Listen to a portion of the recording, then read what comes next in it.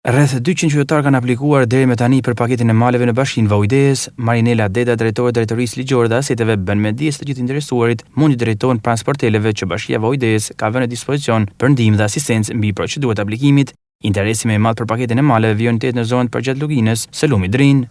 Bashkia e Vaudeës ka hapur aplikimet për paketën e maleve. Të gjithë ftojmë gjithë qytetarët dhe subjektet e interesuara që të bëjnë aplikimin përmes portalit e-Albania. Janë vënë në dispozicion nga ana e bashkisë zyrat e shërbimit, të cilët do të asistojnë qytetarët edhe për përgatitjen e dokumentacionit të aplikimit, por njëkohësisht edhe për hedhjen e aplikimit online në portalin e e-Albanias.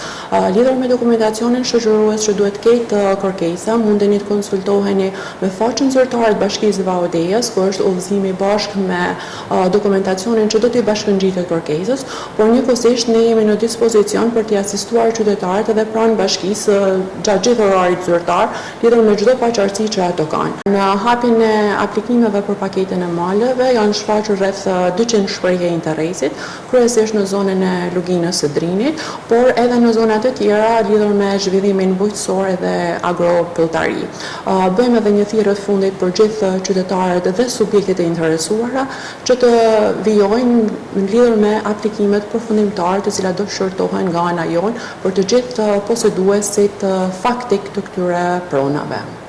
Qytetarët dhe investitorët mund të aplikojnë për të përfituar nga mbështetja e këtij programi, i cili adreson zhvillimin industrial dhe turistik, zonat e përfshira në paketin e maleve, shtrihjen në Barbullush, Luginën e Drinit, Bushat, Shllak, Mnel dhe Nënshat.